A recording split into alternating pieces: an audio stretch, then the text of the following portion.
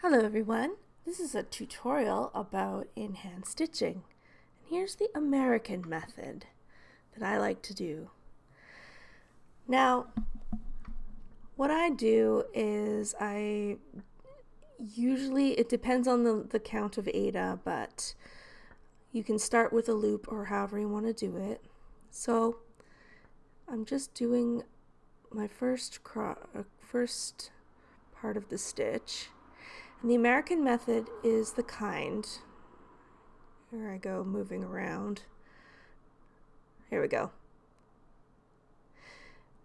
The American method is the type of cross stitch where you do your half or your tent kind of stitch all the way along a row, and then you travel back.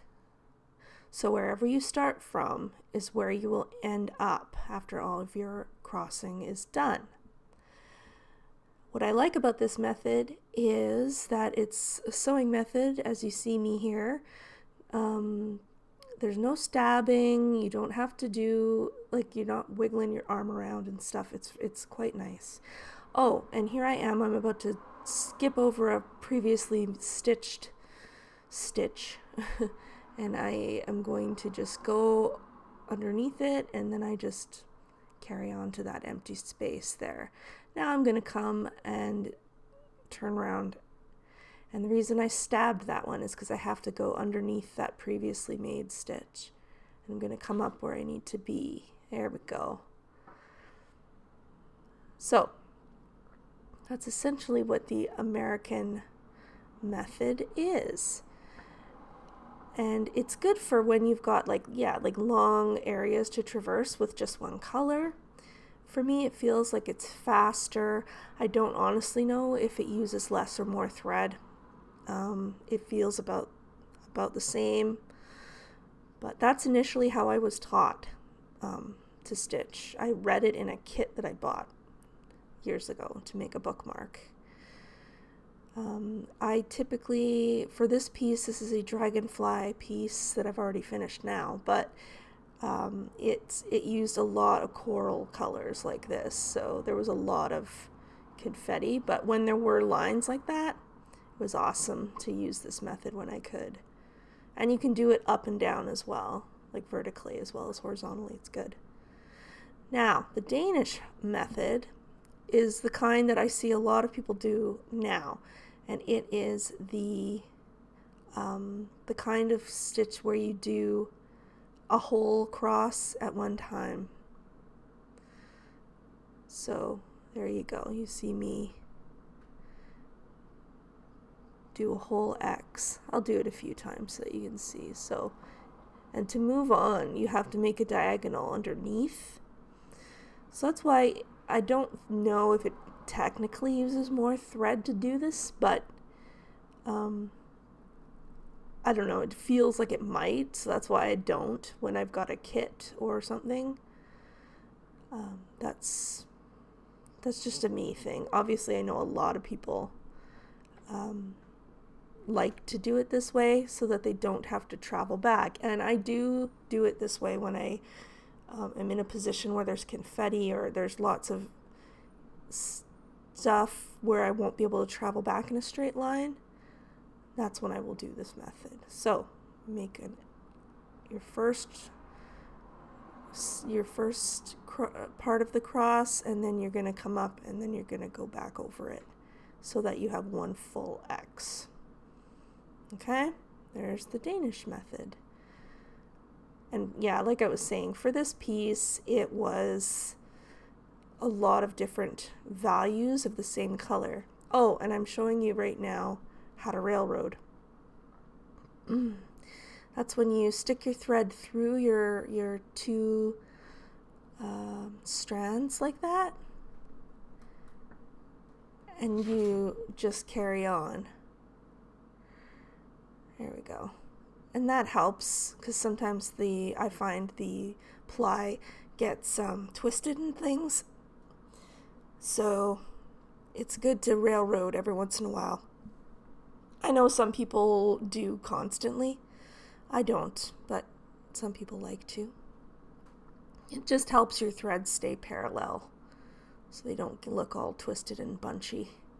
So yeah, just stick your needle on through there and then carry on. Whether you're using the American or Danish method, it doesn't matter. Of course, I'm taking this nice and slow so you can see what I'm doing. I normally wouldn't. I would be a little quicker, but there we go. Yep. Railroading away. But anyway, this is generally how I like to stitch. I usually am in hand like this. I don't, for cross stitch anyway, I don't like using a hoop. I never have really. The only time I've ever done that is to use a Q-snap for a piece that's just a little too big to manage. As you can see, I've got it kind of bunched up in my left hand there. And that's fine for most of the time. But once in a while, you work on a piece that's just too big. So this is how you would do both of those methods in hand. So yeah, I've been away on holiday, so I hope you all have gotten lots of stitching done, and diamond painting or whatever your thing is, crocheting, knitting, quilting, whatever. I had a good time, so I hope you guys did too.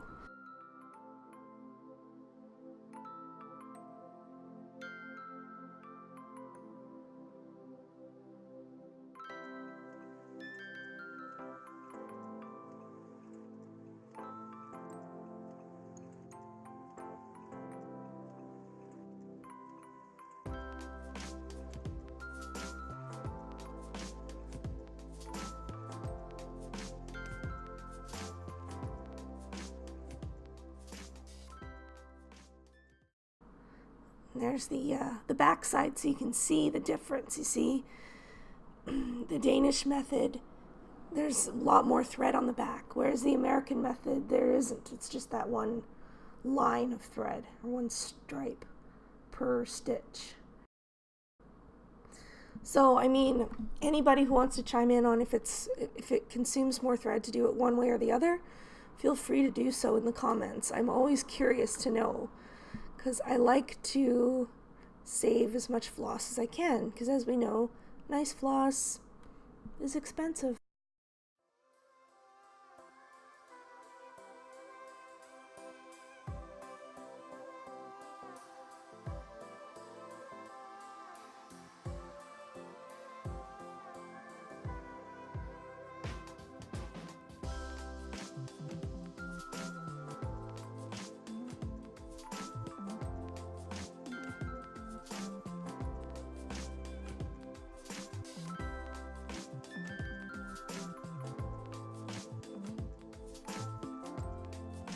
Anyway, I hope you are all doing well, and I will talk to you very, very soon.